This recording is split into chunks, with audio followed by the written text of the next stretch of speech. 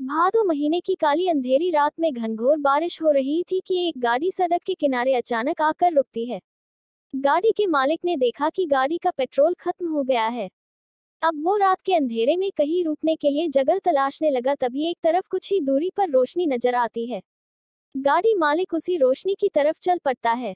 पास जाकर देखने पर पता चलता है कि वो एक खूबसूरत हवेली है, जिसमें उस हवेली का केयरटेकर व उसकी बेटी रहती है। गाड़ी मालिक ने वहां रुकने की आरजू की और वही रात गुजारने के लिए एक कमरे में सो जाता है। जब सुबह आंख खुलती है तो उसके शरीर में एक कंकाल लिपटा हुआ मिलता है और न कहीं बारिश हुई थी और उसकी गाड़ी का पेट्रोल टैंक भी फुल था। ये देखकर वो वहां से अपनी गाड़ी की तरफ भागता है। यह अजीबोगरीब वाकया हाईवे नंबर 2 पर होटल के पास स्थित एक खूबसूरत हवेली में अक्सर सुनने को मिलता है। ऐसा यहाँ के आसपास के गांवों में कहानी जनश्रुतियों में सुनने को मिलती है। इसी के कारण लोग इसे भूतिया हवेली के नाम से जानते हैं। कैसे बनी भूतिया हवेली? फरीदाबाद के 52 मोड़ पर बनी हवेली, जहां भूतों का बसेरा बताया जाता है। उसके अंदर 50 से ज्यादा लोगों की मौत हो चुकी है। हवेली के आसपास के लोगों व जनश्रुतियों के माध्यम से अजीबोगरीब खौफनाक कहानी पता चली। दिल्ली के एक उद्योगपति ने 52 मोड़ पर एक खूबसूरत हवेली का निर्माण कराया था। कहा जाता है कि वो एक होटल था। कुछ लोग बताते हैं कि उसने अपने परिवार के रहने के लिए बनवाया था। बनने के दिन से ही वो हवेली विवादों में आ गई और उस हवेली के मालिक और जमींदार के बीच विवाद हो गया। बहरहाल किसी तरह वो हवेली बनकर तैयार हो गई। कहा जाता है कि न ही वो हवेली मालिक यहाँ रहने आया और न ही वहाँ होटल चालू हो सका। तो फिर आखिर ऐसा यहाँ क्या हुआ कि रातों रात ये हवेली भूतिया हवेली बन गई? इसके पीछे भी एक डरावनी कहानी है। जनश्रुतियों में ऐसा कहा जाता है कि हवेली बनने के बाद यहाँ एक केयरटेकर रामजीवन अपनी लड़की मंजू के साथ रहते थे। एक रात भादों के महीने में अंधेरी रात में तेज बारिश हो रही थी। तभी एक कार सवार व्यक्ति रात में अपनी गाड़ी का पेट्रोल खत्म हो जाने की बात कहकर उस हवेली में रुकने के लिए आता है। उस समय केवल एक कमरे में बेड व सोफा पड़ा था, जो आज भी वहां पड़ा हुआ है। उस व्यक्ति के रुकने के लिए अच्छा इंतजाम किया गया। खाना खाने के बाद रात में उस व्यक्ति ने उस केयरटेकर की बेटी के साथ जबरदस्ती की।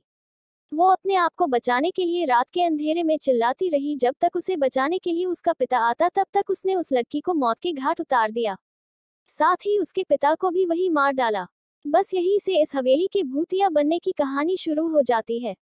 अब ऐसा कहा जाता है कि वो लड़की और उसके पिता की आत्मा आज भी यहाँ आने वालों के साथ अपनी मौत का बदला लेती है।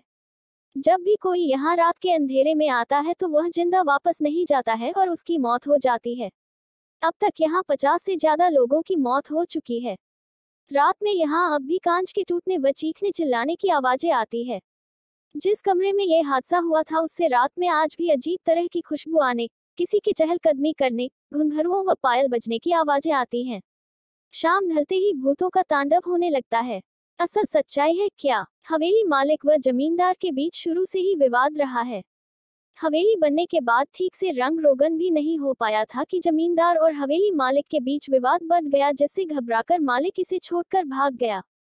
अब हवेली मालिक करोड़ों की संपत्ति को औने पौने दामों में बेचना चाहता है। चूंकि यह विवादित जगह है, इसलिए इसे कोई न ले, इसके पीछे भूत प्रेत कहकर कई तरह की कहानियां बताई गई। हवेली में रात में किसी के न रहने पर यहाँ चोर बदमाश आकर अपना डेरा जमा लेते हैं। उनके छिपने के लिए इससे सुरक्षित जगह कोई और वहां नहीं है, इसीलिए भूतों की बातें फैलाई गई। जब भी रात में कोई वहां गया तो वहां छिपे लोगों ने लूट के इरादे से कई लोगों की हत्याएं कर दी, जिससे पूरा इलाका भूतों द्वारा हत्याएं किए जाने की अफवाहों से दहशत में है। इस खूबसूरत हवेली में कुल 25 कमरे, 3 पोर्शन है। हवेली की खास बात यह है कि कमरे के अंदर कमरे बने हुए हैं और कमरे से ही ऊपर जाने के लिए सीढ़ी बनी हुई है। हवेली में लगा लाखों रुपए का बेशकीमती सामान, खिड़की, दरवाजे, नल, टोटी व अन्य चीजों को चोर उखाड़ कर ले गए हैं। आज ये हवेली पूरी तरह से वीरान पड़ी हुई है। बहरहाल हाईवे नंबर 2 पर मौजूद करोड़ों की हवेली का विवाद खत्म हो जाए तो आज भी यह हवेली एक खूबसूरत रिहायश गाह व एक खूबसूरत होटल बन सकती है। आज के वैज्ञानिक युग में भूत प्रेत जैसी कोई चीज नहीं होती है।